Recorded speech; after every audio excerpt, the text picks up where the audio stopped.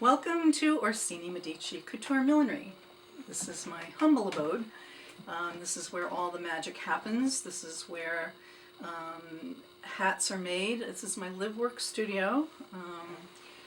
It is about 1,200 square feet. We have a guest room, and all of our students from out of state are able to B&B with us. I love to cook, so we eat like queens here. I want to tell you a little bit also about the classes. It's a 3-day class in basic hat making, but I also am happy to share my techniques with more advanced students. So it's a 3-day class. We start working at about 1 and go till about 6. We break if we need to. We also teach flower making by hand, hand silk flowers. So I wanted to tell you a little bit about how I came by the logo and the name for Orsini Medici Couture Millinery. It had 13 children. They all grew up right here in Federal Hill in Providence. And my grandfather would always tell us when we were kids at the dinner table in his broken accent that the Orsinis were a great family. We were royalty in the old country, and it's a big name in the old country, he would say. And at 10 years old, I had no idea what he was talking about, but now I do. And after costuming an original opera about the life of Michelangelo for a local composer by the name of Enrico Garzilli, a few years ago, I had to do a lot of research on 15th century, 14th century Italian Renaissance costuming. And what I found was that the Medici and the Orsinis were very inextricably linked by marriage. And as it turns out, Clarice Orsini, who was of the Monteritondo branch of the Orsinis, married Lorenzo de' Medici in the 1400s before the Borgias took over and ruined everything. And my grandfather is also of the Monteritondo branch. So after Alexander Borgia, murdered and poisoned his way to the papacy, he also vowed he took down the Medici.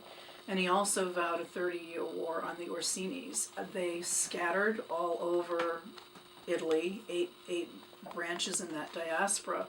The Monteritondos ended up in Naples, which is where my grandfather was born, actually about 20 miles northwest of Naples in a tiny little town called Fondi. So there's not a lot more research to do to make that bloodline connection. There's also an Orsini room in Castle Odescalchi. Odescalchi was once owned by the Orsinis until one Flavio Orsini lost it at auction. He was something of a playboy and a collector of fine horses, much like he would buy a lot of Porsches. Instead he bought horses. And lost Castello Orsini to the Odescalchi family in the 1700s. So we know the family connection goes back at least that far as well. That castle is the same castle that Tom Cruise and Katie Holmes got married in. So, and again, there's a lot more history that became self-evident. Not necessarily from my research, but in the history books. So what better way to honor the gift of creativity that my mother has bestowed on me and my grandfather than to include all of that history in what I do. Every time I make a hat, I think of them. So when you buy an Orsini Medici hat, you are also buying over 500 years of history that is in my DNA.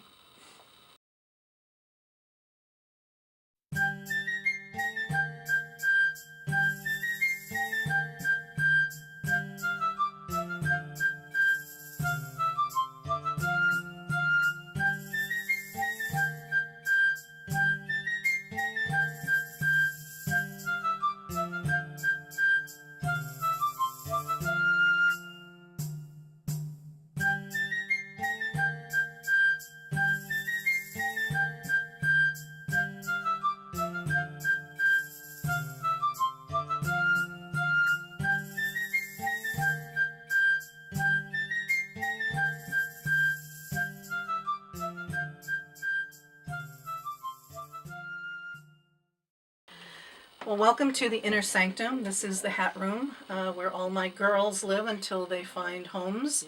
As I might have mentioned earlier, I've been selling my hats and my work on Etsy.com for about 10 years now. In fact, November 21st is going to be my 10th anniversary.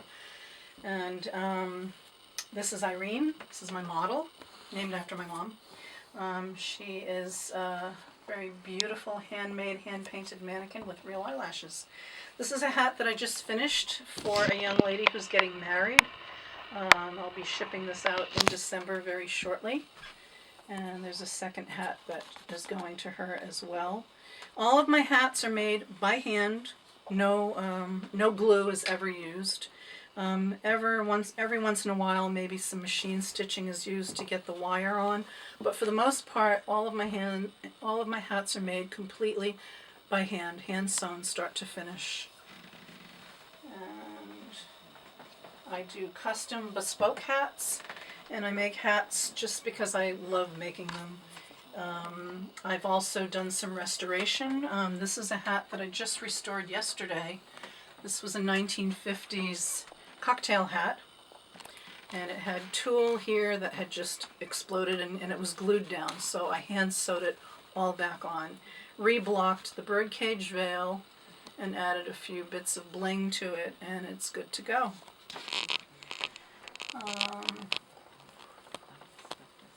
And yes, it is for sale. This hat is an Elsie Schiaparelli. Elsie Schiaparelli was a fabulous couturier and milliner in France during the Second World War. She was something of a rival of Chanel, although most of it was in Chanel's head. Schiaparelli licensed her name to other ateliers after 1954. And so this particular label that says Schiaparelli Paris tells me that this hat was made in Paris in her atelier in 1954 or earlier. It's all straw, beautiful work, extraordinary artist she was. She was very good friends with Dolly and all of the artists of that and writers of that era. I started out in millinery, as I mentioned earlier, doing hats for the theater. This hat started out as the very first hat I ever did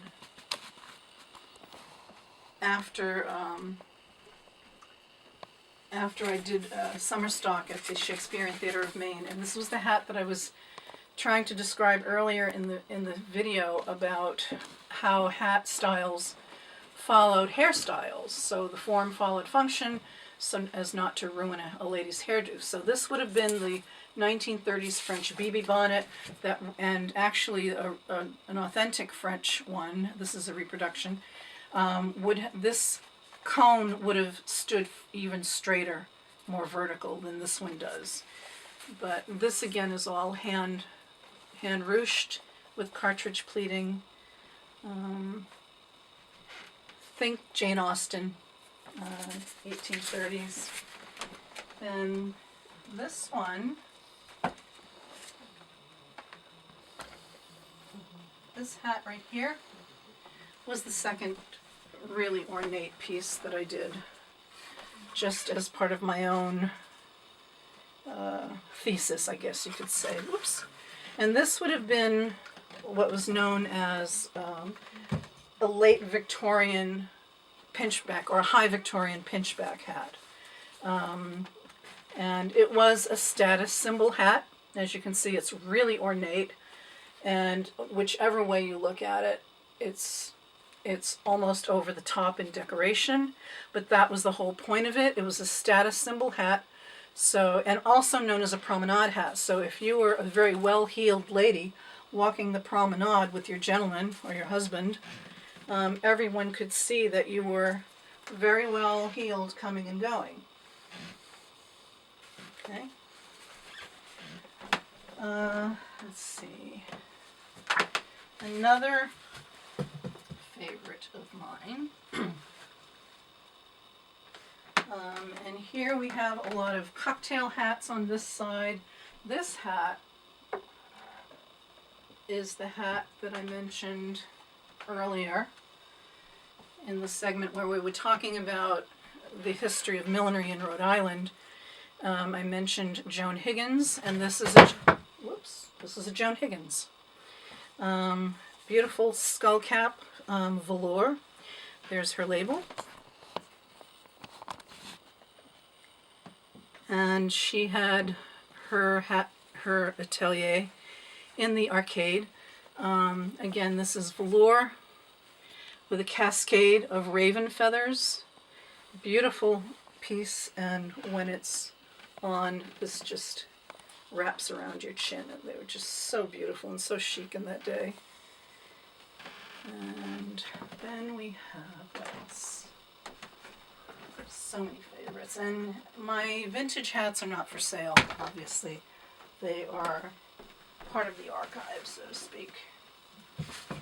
And yes, we are in a china shop, and I'm the bull, knocking everything over. Let's see, what else have we got? Here's a good one. This one is what would have been known as an Edwardian crusher. This is the hat you would have worn on the Titanic. Someone decided it was a very good idea in the day to design a hat that could be stacked or packed in your steamer trunk and not suffer any damage. So some very brilliant milliner decided to make a soft crown, which could be crushed. And then they also had the issue of sizing. So they decided, wouldn't it be a good idea to use a sizing ribbon so you could tighten it to any size you wanted. Tell me about this hat. This one is a replica of what Queen Victoria might have worn in 1861 after she lost her darling Prince Albert, which she never got over. All of this entire hat is handmade, all hand sewn over a buckram and wire frame and covered in velvet. This is all French antique Victorian passementerie, all of this embroidered applique. And then you have some very beautiful Victorian jet beadwork and tassel, as you can see.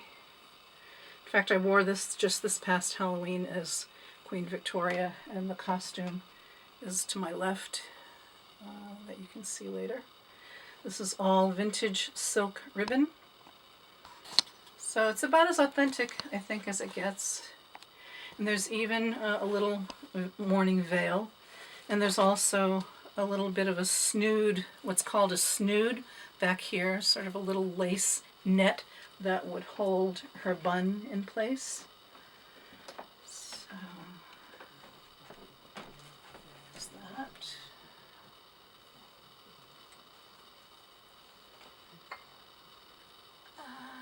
Let's see, what else have we got? This is a beautiful hat. This is an authentic piece. This is a 1950s, what's known as a cartwheel hat. And it's characterized by a small crown that just fits the wearer. There's no size involved in a hat like this. It's really more about the size of the brim. And most hats will have a millinery elastic which sits under the hair at the back of the head. So, I don't have a label in this one. They don't all have labels, but this is very indicative of a 1950s cartwheel hat. And what else? And believe it or not, in Victorian times, they did wear pillboxes. So everything old is new again, and that's kind of my philosophy about designing hats. I really, really love pulling something of another era and bringing it back to the 21st century and making it fashionably relevant again. So don't throw the baby out with the bathwater. When you've got a good hat, chances are there's something important about it and it should be worn and honored. Then this side of the room has some unusual hats that I can show you. And this is something that is sort of an unfinished project. This is my ode to Vasily Kandinsky. This is the Kandinsky hat. I love his work, and I found in making this hat that abstract expressionist art offers an endless resource for designs for hat making. So this is the sketch and some of Kandinsky's paintings, and then there's the sketch that I did for this hat, and it changed. Sketches always end up changing in the process of making a hat. So this is where it began, and this is where it ended up. And the back of the hat. And I wore this hat to Salem, Massachusetts, to the Penn Museum, where the great English milliner Stephen Jones was having a retrospective of his work and of Philip Tracy and milliners, and in conjunction with the V&A Museum. So it was an enormous, fabulous hat collection that I thoroughly enjoyed meeting. I have a picture of him with me standing next to him in this hat, and I think he actually liked it. I brazenly handed him my resume, but he said it's very hard to get a passport and a visa to work in England, so that was the end of that, but I had to try. Let's see what else. I do make men's hats from time to time, not very often. I do a pork pie hat, and of course the classic English English or Irish newsboy flat cap. And I never thought this would be a hat that I would wear, but I actually love it, and I kept one. So I think this would fit you, Jim, very nicely. I think you need one. Sporty. What else? Okay. Here's an unusual hat you might like. This is another 1940s. How about that? How's that for a hat? This is what was known as a halo hat. It was just basically a sort of a donut-shaped circle. There was no crown to it. This one's entirely covered in dyed, I'm not sure what kind of feathers these are. Probably turkey feathers or something. These are gorgeous ostrich front pom-poms, which are horrendously expensive to buy now. So this would have been a very, very expensive hat back in the day. And it is the authentic original one. Let's see. This one, I have to show you this one too. This one's a really amazing hat. This is a 1920s hat, what was known as the Lucky Lindy hat. This one came from Kennedy's in downtown Providence. Millinery became air travel, airborne, propellers, wings, you name it. So this is, and I can't talk about this one without talking about this one. This hat is actually a costume piece that I did for a play called The Smart Set. And one of the actors was a pilot, so this was his costume, and I just brought that out to drive home the point that all things aeronautic in 1927 made their way into hat making. So you can see here it's sort of a little bit of a skull cap, I would say, with these little wings. It almost is reminiscent of Mercury or the Messenger or Hermes, I guess. So there's that. So this is 1927. What else? Then there's this cloche. This really is a proper cloche. This is a proper cloche. This is what Carolyn Rabu was talking about after her flat top cloche evolved. However, this is not a 1920s hat or a 1930s hat. Believe it or not, it's a 1950s hat. And we know that because the maker is Mr. John. He was a very prolific milliner in the 40s and 50s, and I even think up until the 60s. He was a very talented man. I've tried to reproduce this hat, and it's not easy to do.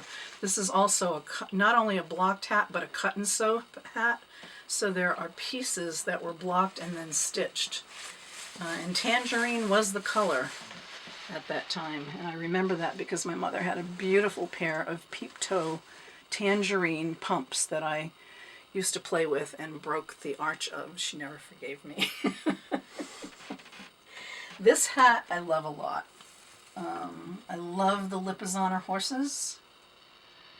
And this one would be more in keeping with the Andalusian horses and costumes. So there you have the black and white, the white of the horses and the tassels honoring their tails, and the military appliques in this gold bullion embroidery. And it's been here too long, I'm not sure why. It's a beautiful hat. Narrower flat brim and a somewhat shallower crown. So this is something an Edwardian lady might wear lounging by the River Dee, having a picnic.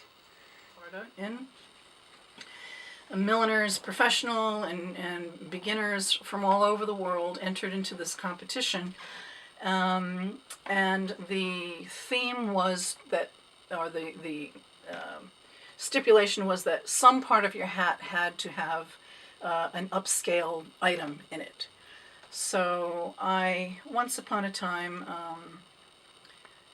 I won't tell you right off the bat. I've asked many people that I've shown this hat to if they could spot what the upscaled, upcycled element of this hat was made from, and there's only one person, Misha Zurich at Festival Ballet, spotted it immediately.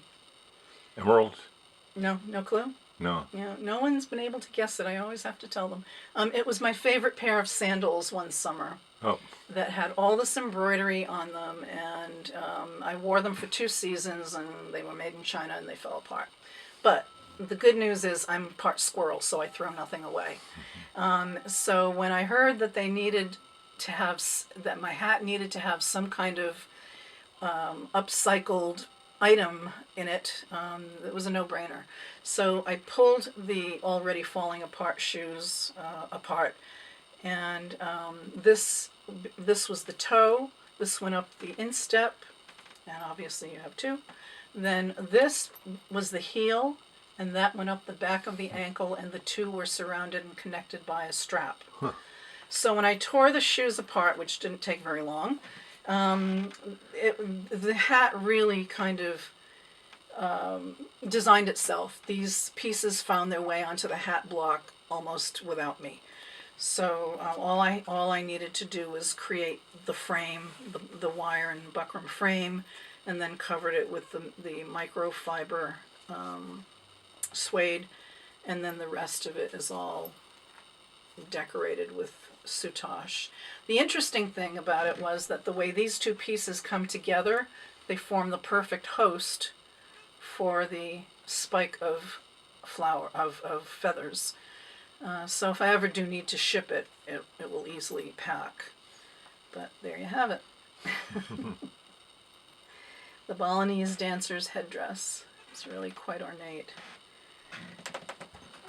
The prize, if you won the competition, was 5 days with the British milliner Dylan Walwork in the south of France at Chateau de Mars, taking a millinery class. I didn't even make 4th place. The person who won 4th place decided it would be fun to melt Bic pen tops and and plastic beads in the microwave over a bowl. That's the last time I will ever enter a contest. Ta-da! Ta-da! Okay. So you are a perfect 22. And I have found every single time, by the time you're done with a hat, it always shrinks. So it may just be the stitching or whatever, and I usually always end up having to stretch it anyway, so I'm going to call it 23. Okay.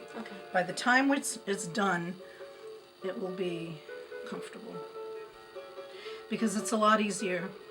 Pin won't work. It's a lot easier to make a loose hat fit. I need to write down that you measured me at 23. Your favorite hand.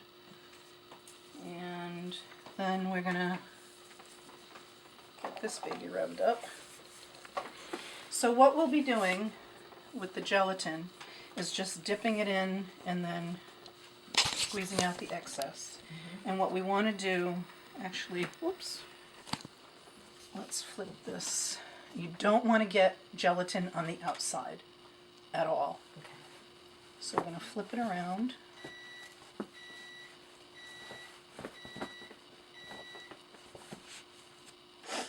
And which way do I want this?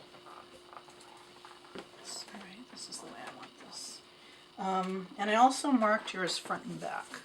Okay, so there's an F for the front. Okay. And the way that, and the blocks are marked too. There's the front. Okay. So what we're going to do, as I said, is we're going to dip our sponges in the gelatin, and we're going to just brush a nice even dab, brush a nice even coating, and I even like to massage it and spread it. And this is crown only, not brim?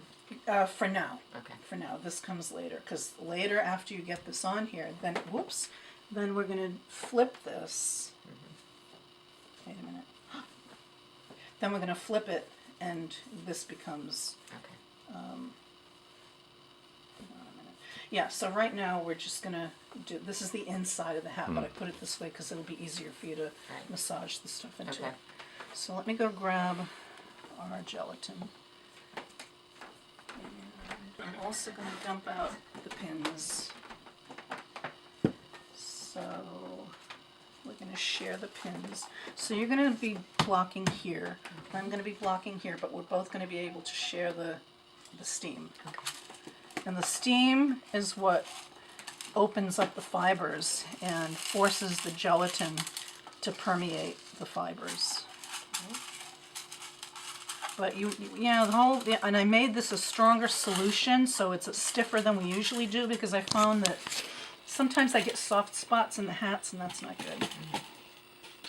But I'm gonna demonstrate first, so that you have a pretty good idea of what we're doing. Nice. I bothered to anticipate that question because I just knew that after being a hat maker and doing cut and sew dressmaker hats, as they're called, this is where I had my millinery epiphany in about 1998 when I was doing summer stock at the Shakespearean Theatre of Maine. Right, so once you feel like you've got that looking pretty much like this, then you can start to massage it in. So in 1998, I designed and made costumes for 3 out of 4 plays at the Shakespearean Theatre of Maine, and my favorite one that was close to my heart was The Heiress, based on the Henry James novel. And I realized that, sitting there by terrible lighting at 2 o'clock in the morning, absolutely exhausted, hand sewing 1860s hats, listening to the looms, I thought, I love doing this so much I could do it for 3 more lifetimes. But I also realized that I couldn't really properly call myself a milliner because I was really just making dressmaker hats. All right, when you start seeing this, stop. Okay. You don't want this soaking through so much. All right, so stop that. Get it on your hand like mine, and now start massaging it in. Okay, I mean, really give it some pressure. like you're massaging your husband's shoulders. You really want to get it an even coating and turn it as you're massaging. I'm really concerned about that. That looks like it's permeated too much, but maybe not. So anyway, at 2 o'clock in the morning, listening to the loons, I realized I couldn't really call myself a proper milliner until I learned how to block felt and straw. And I started by accumulating wooden hat blocks like these on eBay. I found 2 of them for about $100 on eBay, and you don't really need a huge expensive collection of hat blocks like most milliners seem to think. I'm going to write a book someday and call it Guerrilla Millinery. Because, somebody had to invent something that didn't exist before. So if you don't have it or you don't have the budget, and this is what I invite my future students to think about, is that you can do many, many hats with just a basic dome block. There's also another block that I use a lot. It's like a dome block, except that the top is flat. So that's how I make top hats, or we'll show you the hats that came off block. And a steam. And if this dries, don't worry, it's fine. But I'm going to show you first how we do this. Okay, and this is going to heat up in a couple of seconds. And this gets extremely hot. I vaccinated myself on it by accident once. And I'm going to put this over it because it tends to spit hot water before it steams. Where was I? What was I saying? Lost my train of thought. Making of hats. Blocking off. Whatever, I did a lot of improvising, watched a lot of YouTube videos. I took one hat class with my good friend Jasmine Zorlu, who taught me how to basically block and do free-form blocking, which is how this ridge happens on these hats. That's a free-form technique of blocking. And then the rest is all self-taught trial and error. I sort of felt like I cheated a little bit because I have the advantage of 45 years of sewing behind me, and that just translated and transitioned into millinery very easily for me.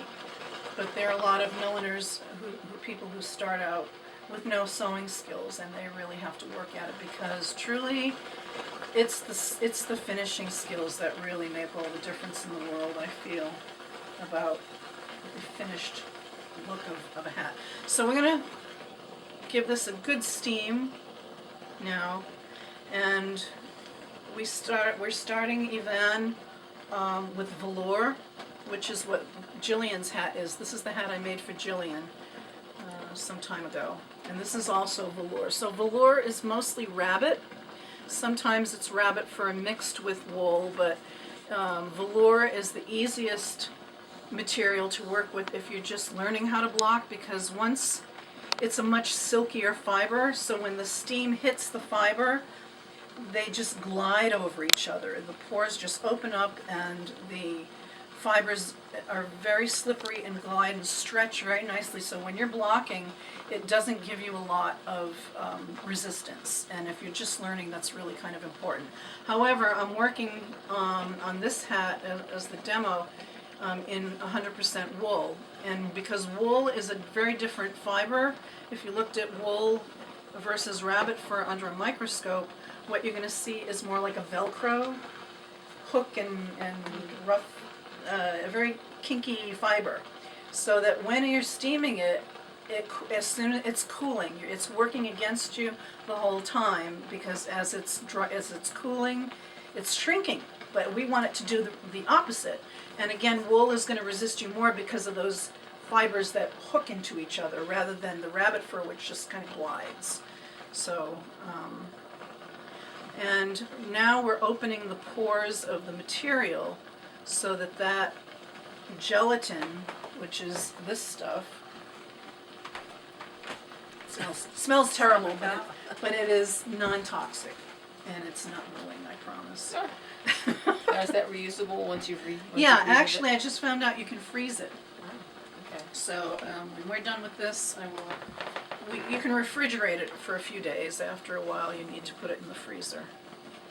So what we're going to do now, When you refrigerate it, how solid does it become? oh, it becomes solid. Yeah, yeah. If you knocked it over, it wouldn't spill in the fridge. So as soon as we're going to turn this, make sure it's all nice and hot and juicy. Sounds like a steak. It all comes back to food, doesn't it? I kind of equate hat making, I have to tell you this. I kind of equate hat making with cooking because I love doing both equally as much. And really, it's really all about having the best ingredients that you skillfully blend together, and then that finishing and taking it off the block. Like baking a cake, you don't want to get the cake out of the pan and break it, so you have to get it off the block very carefully without damaging the hood, and then the frosting goes on. So it's That's a good analogy. yeah, it's very much like cooking. And literally, if I were starving and I had to eat my hat, I actually did a video once for GoFundMe where we made an edible hat. I used pizzelle, the Italian Yep. cookies, for the hat. I think I couldn't really eat. I hot glued it together. For the ribbons, and I made flowers. And at the end of it, I said, when we were talking about GoFundMe, I said, and please fund us for our future students. And if we don't, I may just have to eat my hat. And I bit into it and I go, yeah, it's really not bad. And I think at some point I want to learn piping so that I can make a birthday cake into a hat. All right, so here we're actually blocking now, okay? So we're gonna push down really hard, and there's nothing glamorous about blocking. Forget your beautiful nails. It's not gonna happen. So do you have enough light, Jim? Yep. All right, so we're gonna, first of all, our pins are going to go under and up. And we're going to pin it north, south, east, and west first on 4 sides at that hat line that we made. And it takes a lot of upper body strength. It really, really does. I could arm wrestle any of you in here. So we're remembering in blocking, you have to work pretty fast because it's cooling, it's resisting you the whole time. And that's why we keep this running. So you can always keep blocking after you get those first few pins in. And this is exactly what Yvonne's going to be doing with her hat in a second.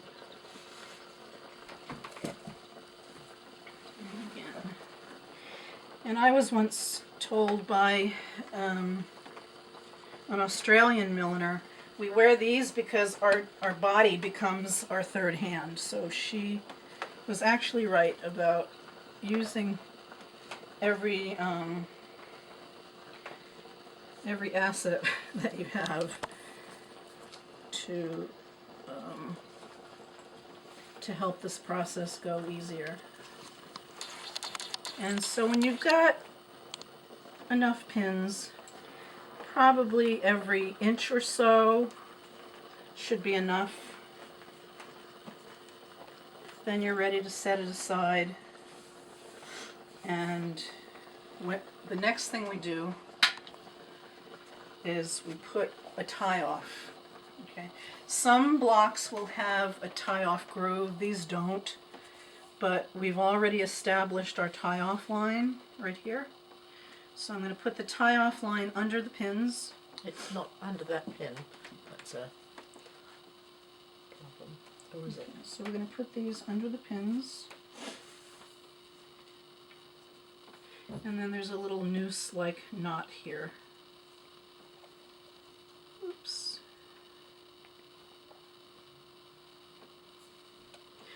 But to answer your original question way back when, it is definitely a lot of work. There's no question. And we're going to pull this as tight as tight as we possibly can. I'm not too concerned that it's not on the brim. That's all right. I'm going to pull it as tight as we can, and then we're going to pin it in place. So it right. Just want to let you know that this is what Yvonne's hat's going to look like when we're done. And she's just going to give you a little try on here. Actually, when you wear this, Yvonne, you can see this dip. So it's really great that we have Jillian's original hat here, so I can show you exactly what we're going for and what this hat's going to look like when it's done. It's beautiful. Okay? Nice. All right. And it's great that you're wearing red. You're a red hat lady. That's me. I'm a red person. Okay. All right, we're ready. You're going to work here. And what you want to do is keep it moving, moving, moving. And for about maybe a minute or so, you just want to get that really juicy. Pay attention to where the front is. I'm going to mark the front again. And know where the front is on your block. So that's going to be your front. Okay. And when you, all right, go for it. And when you're ready, when you've got it as juicy and hot and steamy as you need to, and you want to move it around so that you're also getting this area, the whole thing. And when you feel like you're ready to go, you can block pretty much the way I showed you. Elsie, this is going to make little barking sounds every time I take a photograph. Which might It's be a okay. little It's okay. It's okay. All right. I think you can edit that out. All right. Oh, that was Romeo. He's doing his impression of a dog. Artists at work.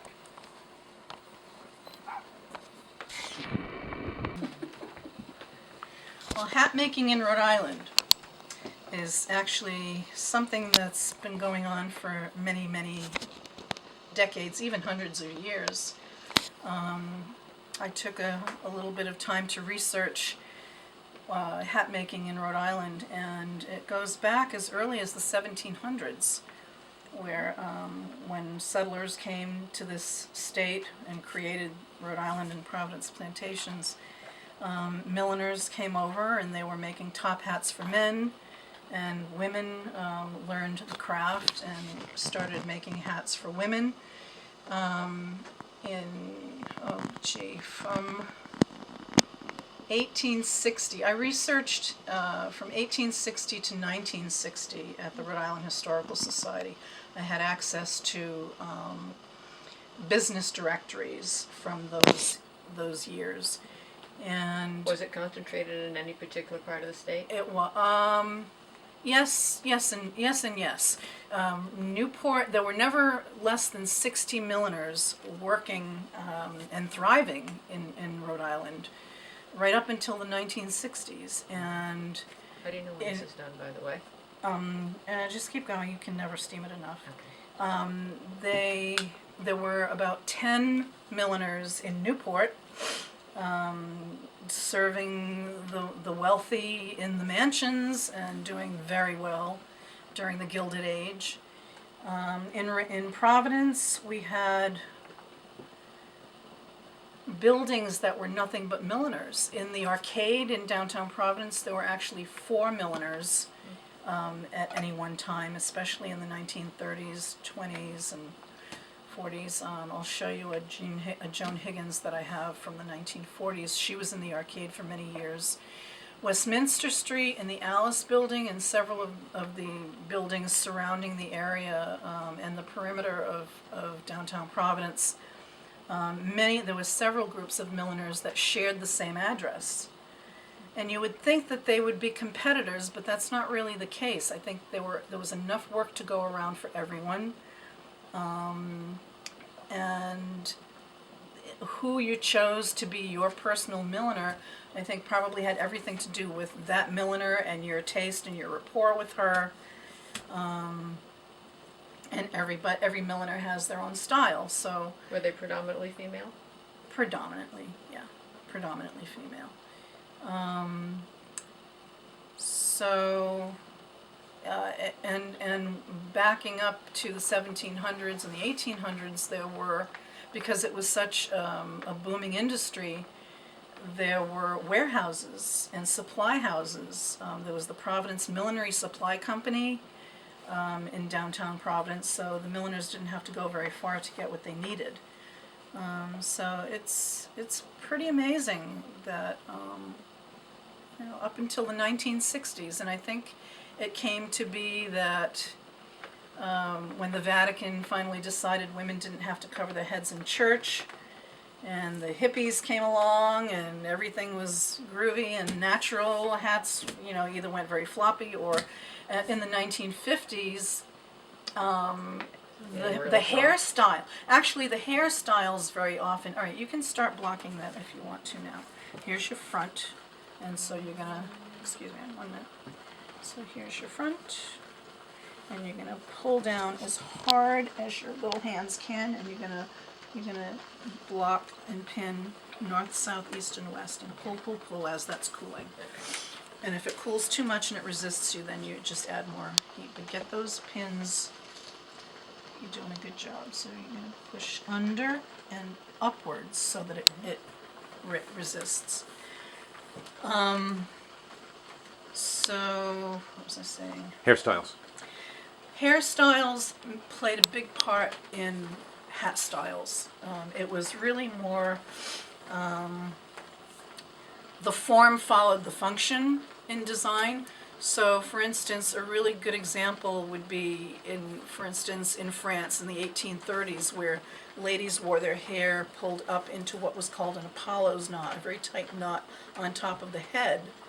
So the hat that accommodated that was the BB bonnet, which was a brim and what was more like a stovepipe, and it was the crown sort of ascended in a cylindrical fashion. I'll show you in the hat room when we go there. And then bouffant hairdos came out in the 50s. Jacqueline, and by that time, people were not wanting to, have a bad hair day if they just spent a lot of money on their coiffure. So whimsy veils became really popular because it didn't mess up your hairdo. It was just nothing more than a little frou-frou of decoration with a veil. They could still wear it to church if they chose to. But it wasn't until Jackie Kennedy that proper hats started to come back again with her pillbox. That was such an iconic hat that she made popular. It's too bad Jack didn't wear more hats. He had his opportunity, but he didn't take it. So, how you doing? Well, I don't know if it's even. That's okay. Nope, it's looking good. Looking great. Yeah, all right. So this is about as wet as we need it to be, and I don't think it's going to shrink anymore. So start nailing this down with more. Maybe, and you really have to pull this down. Then there's the case of Caroline Rebou, a little bit more millinery history. Caroline Rebou was a French milliner who in the 1920s invented the famous cloche hat, which in French I've been reprimanded means a bell shape. Well, of course we know that. It's a bell shape. However, that was not her original prototype. Her original prototype was more of a flat top hat, a little deeper than a boater. A boater is only about 3 inches deep. Hers was more about 4 inches deep. And it had a wider brim, a little bit wider on the sides and shorter in the front and back. That was the cloche of 1917. That's when she started it. And it wasn't until the 1920s, the Roaring Twenties and the flapper era came, that original flat top cloche evolved into a skull cap with a little brim. There's your cloche, there's your bell shape. That was popular for a good 2 decades, and I found to support my argument in one of my hat groups, this young woman was giving me a hard time about the definition of the cloche shape. I found a quote by Carolyn Rabu in 1927, I think it was, where she's lamenting about how she wished that people would just leave the cloche alone. Please, we milliners are bored with the cloche. We really want to get on to other designs. So it seemed that the cloche was so universally popular, even milliners didn't want to make it anymore. As I've got at the moment, to what Carolyn Rabu had in mind when she invented the flat top cloche with a brim.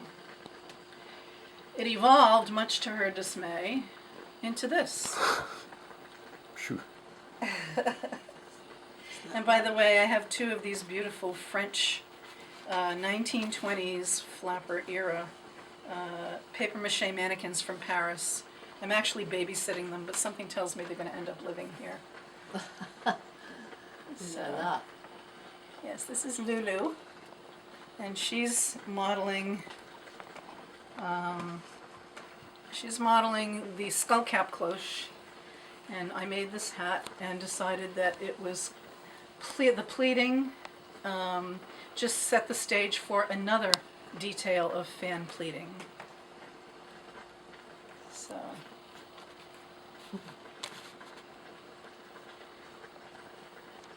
Daisy from The Great Gatsby would have loved this hat. She would, I think. yes. So anyway, just to settle the argument, this is the 1917 Carolyn Rabu prototype shape, give or take a few inches on the brim and such, and this is what it evolved to. And up until the 1930s, it was still called a cloche. So the word cloche has been used almost as a blanket style to describe so many hats, which is really kind of a misnomer.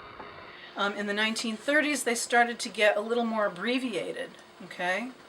This part in the back became higher, and I'll show you what I mean.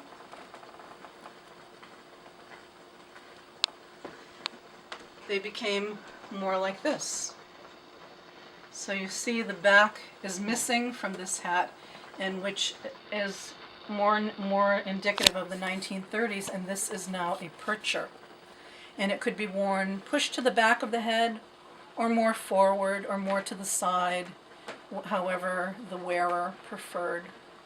And whenever I make a hat, I also try to, my trimmings are authentic. The buckle on this hat is 1930s celluloid, beautiful thing.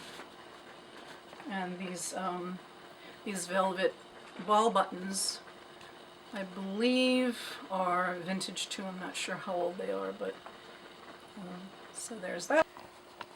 And when you feel like you've got it as tight as you can, then we're going to pin it and keep it in place. Okay, keep going. Just 2 or 3 pins will do the trick.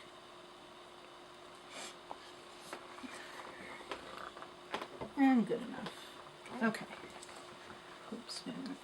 Again, you always have to go against what you're trying to do, because if you don't, it's going to pull back and slide off the pin. Right. So let's give that a little rest. So this is the type of block that I used to make this hat. So it's sort of an abbreviated, more of a shallow crown for ladies. These were men's derby blocks from about the 1800s. God. Where did you find those? Wendy McGraw. Do you know Wendy McGraw? No. Wendy McGraw gave them to me. She owns an art packing company in Michigan, but she's here in Rhode Island. She was kind enough to give me three sets of these. And this is actually the one I used. When you work on a wooden block, you have to cover it in plastic and or aluminum foil, because the last thing you want is for steam to get into the cracks of the wood, which will split and break the block. So this is actually the one I used on this. Yeah, she gave me 3 sets of them, and they're quite valuable. The only caveat was, she said, you have to promise me you'll use them. I said, oh, that's easy. It's not a problem. I will definitely. So here we have, would anyone like to model this? Oh, I think this would be gorgeous on you, Jillian. It matches what she's wearing. Straight on? No, no, What no, do no, they no, no. It's always this. Yeah. Oh, So there you have it. you look like the queen. I am the queen. Oh, Yeah, but I am. And I also, Did you make that hat pin? I've also been indulging in making hat pins. Yes, I made the hat pin, and all this bouquet of some very pretty floral hat pins. Yes. I started out making hat pins. Wonderful. And it just blossomed and exploded into making jewelry and earrings and necklaces. So in my Etsy shop, Thistle Cottage Studio on Etsy.com, you can find my handmade hats. You can find some clothing, some purses and tapestry bags that I'll be making. So it sort of mushroomed and blossomed into this obsession. I'm a slave to my muses. Once I get an idea in my head, it's like I'm being commanded to do this. Really. I don't argue with the muses. They have served me well in the worst of times. So creativity is such a gift, and it's like a river if you don't use it, because one idea is like a spore. It seeds the next idea and the next idea and the next idea. As soon as you stop, you've halted the process. So, all right, that is that.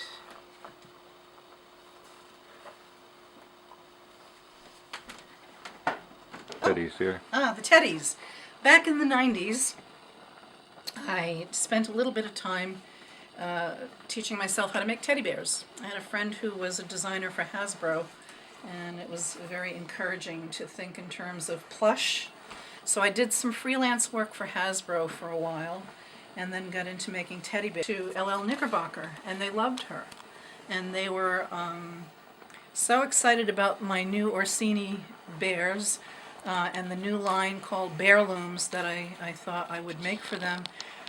Each character would be from classical literature, and they would all have lovely costumes and hats.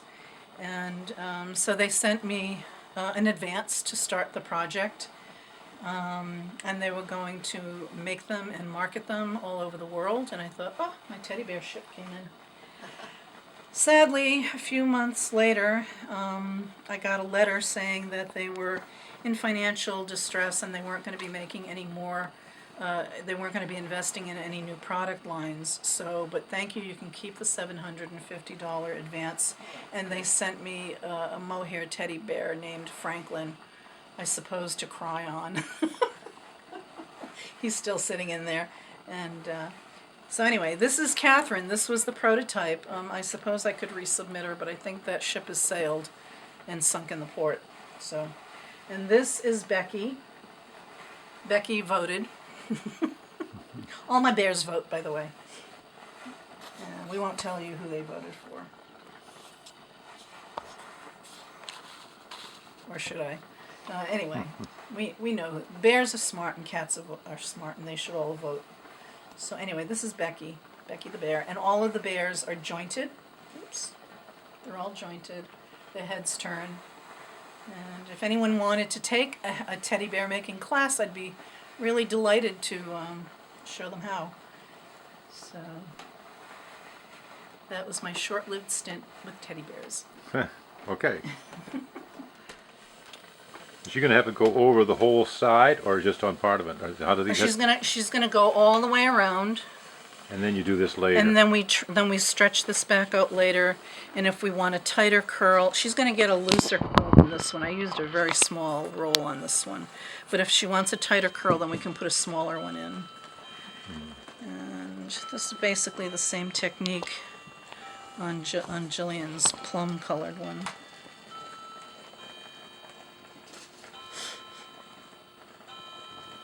Yeah, to really get it to do what you want, you're going to have to do it like a couple of inches at a time. because by the time you get to 2 inches, it's going to be cooled off. It happens pretty quickly. I didn't show him the bear hats. It's okay. Hello, Mr. Kitty. Hey, Romeo. Romeo is my 13-year-old rag doll. He's also my students like him a lot.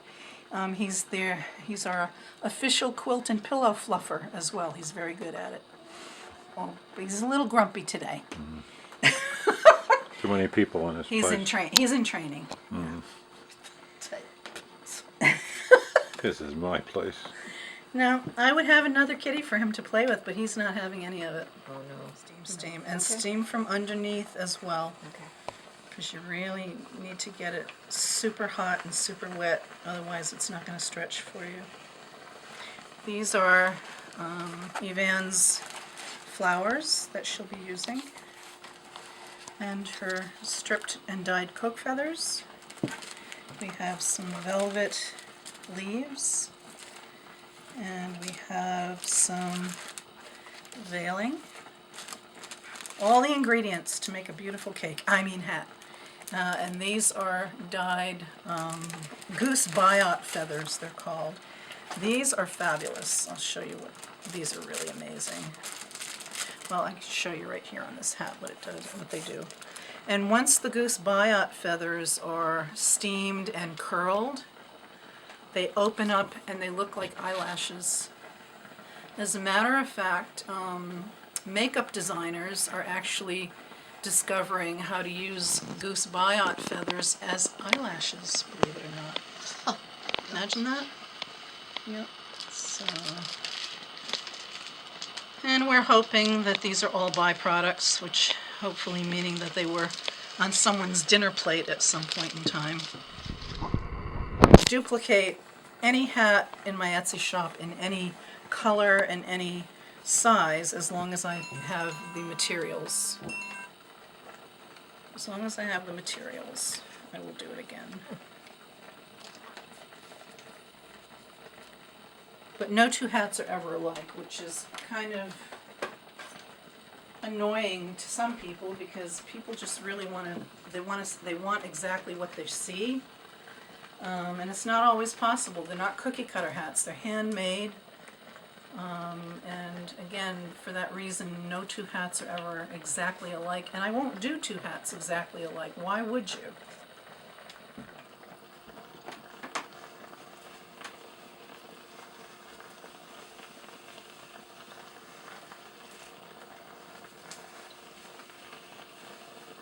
This one's, I think that's donut is too big. I'll get the smaller one.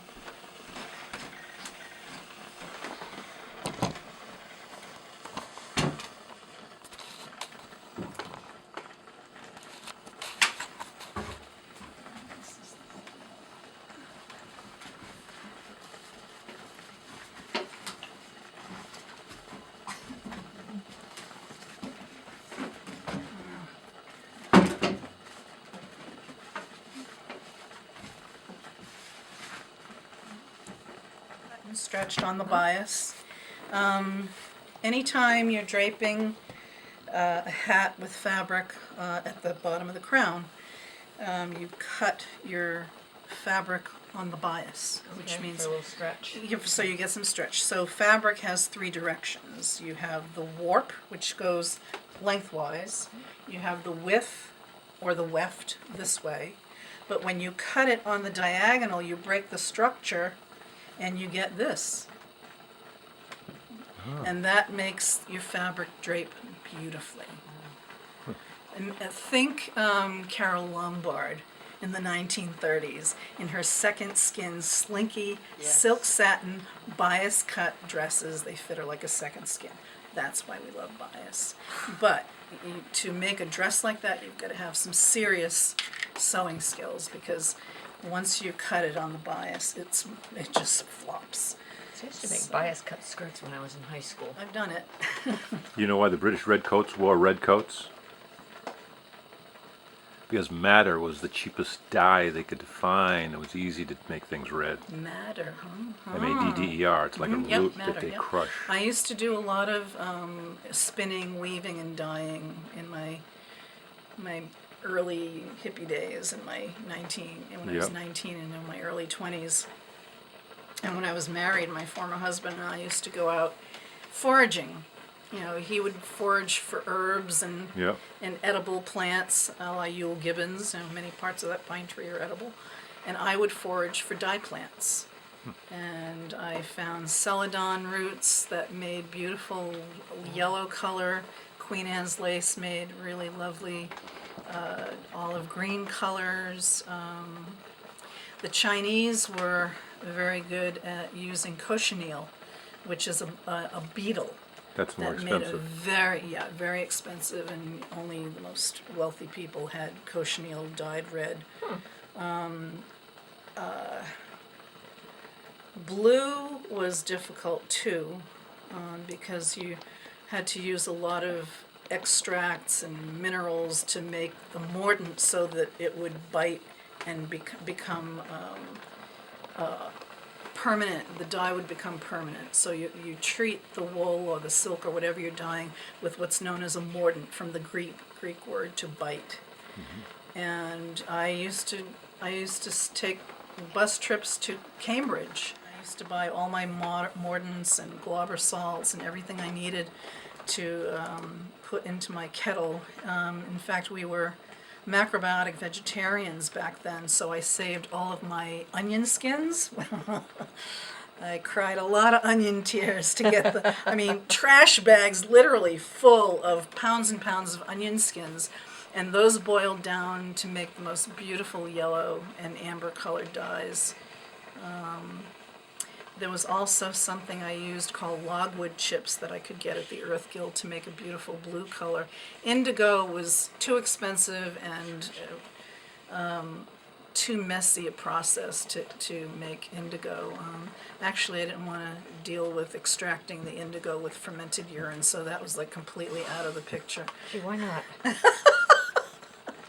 They still do it that way in India, believe it or not. Oh, I believe it. I've been to India. It's the only way to make indigo dye. So Jillian's going to India soon, aren't you?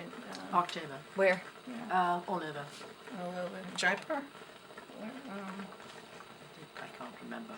I haven't looked at I the have an list for a while. outfit to show you that you might want to bring with you. It's been in my Etsy shop forever, and I call it the two-piece Jaipur tunic and skirt set, but it's rayon in a blue and white Indian print. It's very pretty, and you would look smashing in it. And rayon is the only thing you want to wear in India in the sun, in any time of year, I think. But I have no idea. What's the weather like in India in January? Cool. In October? Oh, October. I was there in November, December, and it was maybe in the 70s. But I was in the more northern part. Yes, I think I made it.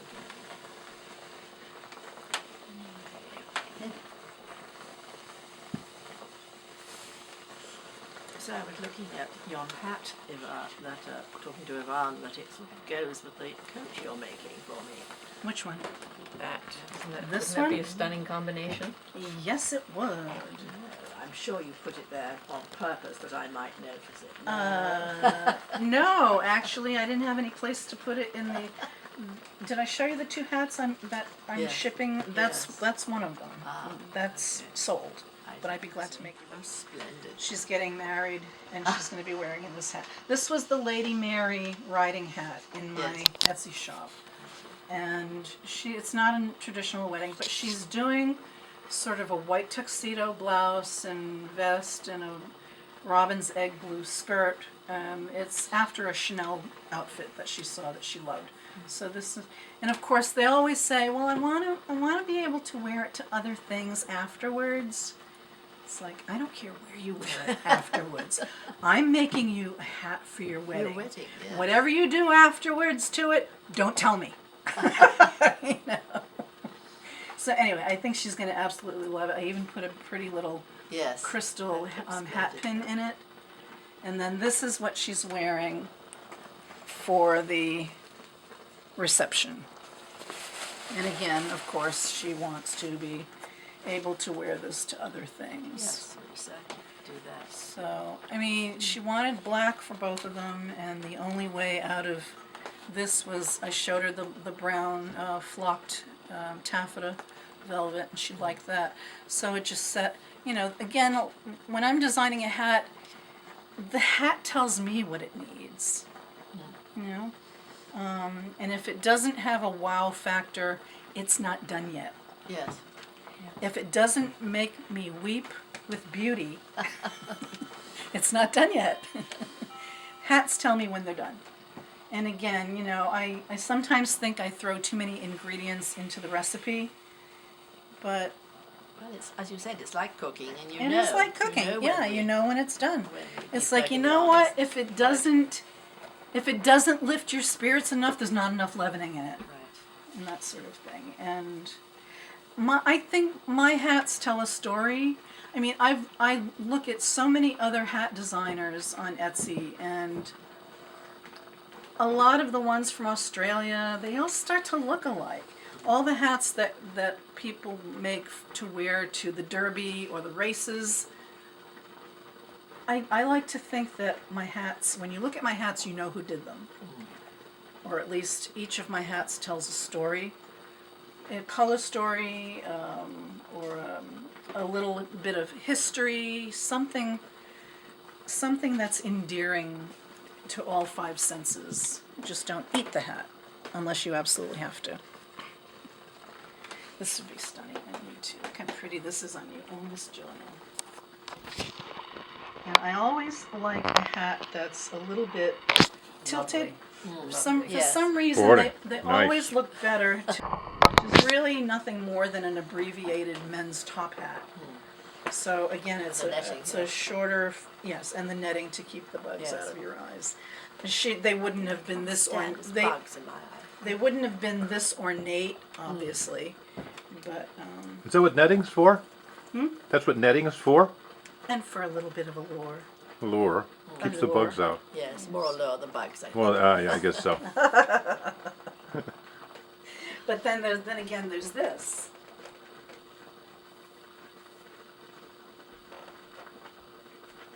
And again there's this. I mean, It's a bug net.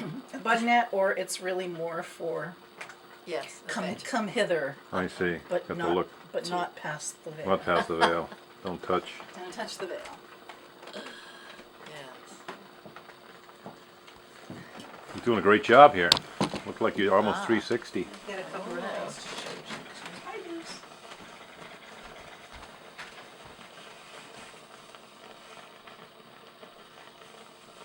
Is it getting easier as you go? It is. Because you know how the technique to steam it. I'm starting to know what to expect now. Right.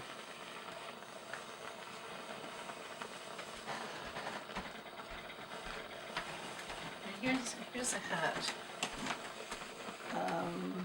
This is actually, I don't know if you can catch this, but this is something that I put together as a costume many years ago. And the hat that I'm wearing, as you can see, has a veiling, which would be worn over the face. This is our 2019 calendar, The Art of the Hat. And this is another example of kanzushi, which, hang on right there.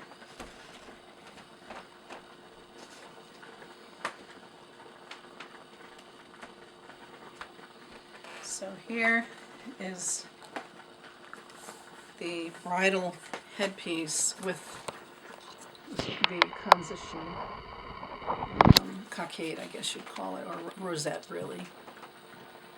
And this is made on a buckerman wire frame, and it's the same kind of, hold on to that. It's the same kind of frame inspired by what they used in the 1950s. So it's formed over the head, and there's a cutaway, so there's the back of the hat, and then pads of pre-made feather pads, they're called. So there's 1, 2, 3 feather pads of hackle feathers, and then the fluff that gives it a little more height here is ostrich fronds. And each of these kanzushi rosettes takes about 4 hours from start to finish, including the beadwork. And in the center of the button is antique check glass buttons. So that would be a beautiful alternative bridal hat. And it made it to the front cover of the calendar for 2019. Nice. And then what I love to do on these calendars, I self-publish them in limited supply. I've only sold a couple of them, but they also make great gifts. And so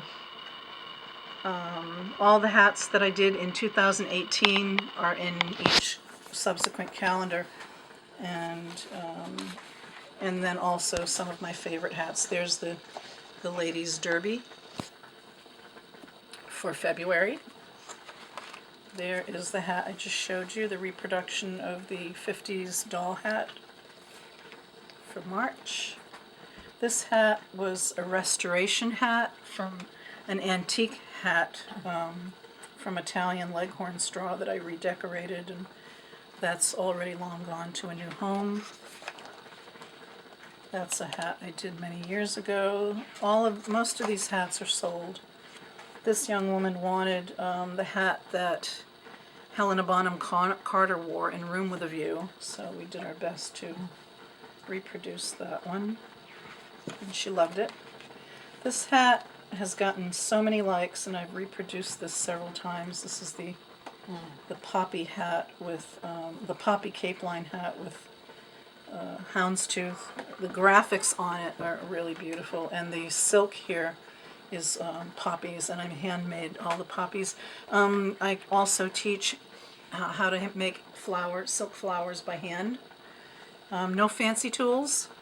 I could invest $150 in French electric flower making tools, but I'm here to tell you it's not really necessary. Different size spoons, an ice pick, and a hot plate. That's how I make my flowers. Pantone art markers to color the cherry-lipped rose. Certainly we dye them and stiffen silk organza and velvet. And there you go. So this is the 1930s percher. What else have we got? Another 30s percher. The French toque. That seems to be getting a lot of sales from that one. And a little fascinator. Another different technique of making flowers in the town. But anyway, Sandra Lecco, lovely woman. I've been dealing with her for 10 years now. And she has the best selection of colors. Sometimes they're not in stock, but I think her prices are better than any I've seen. She ships USPS priority. They get here in 3 days. I love that. So, all right.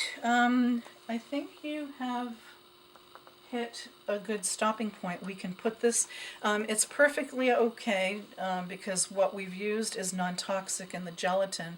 It's actually food quality. Not that you'd want to eat it, but I dry my hats very quickly in the oven. I set it at 170 degrees and keep it open with a little wooden spoon. Not that that even matters, but the hat, the plastic in the pins or the block won't melt, and it dries in about a half an hour, which is about all you've got left anyway. Right. So, because Yvonne needs to leave at about 4 o'clock, but she'll be back here again tomorrow. Mm-hmm. Tomorrow we will. It'll be nice and dry, and I will put it in the oven because it does a better job than just air drying, I think. And then tomorrow we will take all the pins out, pull the donut out. I'll show you how to get it off the block. And we'll also trim the brim.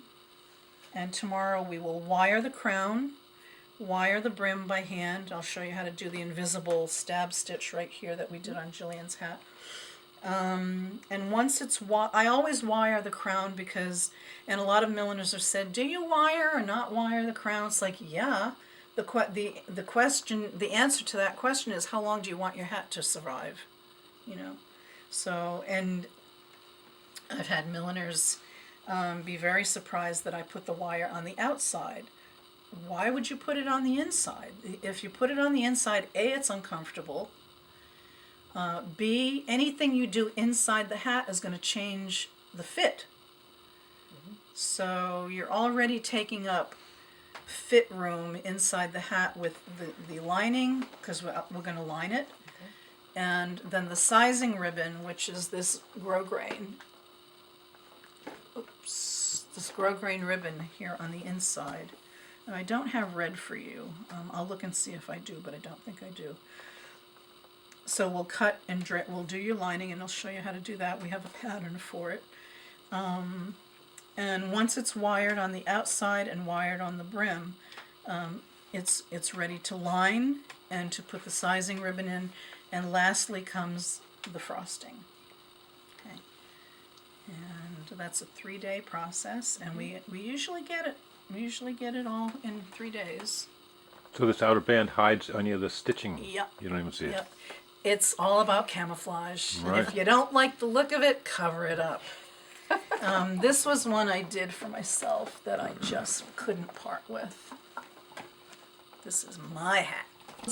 Old silk men's ties from the 20s and 30s, some even in the 40s. After the 40s, they got kind of tacky, you know. But and all of the buckles that I've used on my hats are all authentically old or faithful reproductions. This one I think is faithfully old. I bought this one from an Etsy dealer, and I try to support Etsy as much as I can because they're all part of our community. This one is from a company that was very well known for many, many years in Providence called Blaker Brothers. And it's Art Deco, I think. Art Deco, Art Nouveau, that era. And if you want to get a shot of that shadow box over there, those are all Blaker Brothers. That's a salesman's sample of shoe buckles from Blaker Brothers from the 1920s. Absolutely fabulous little buckles.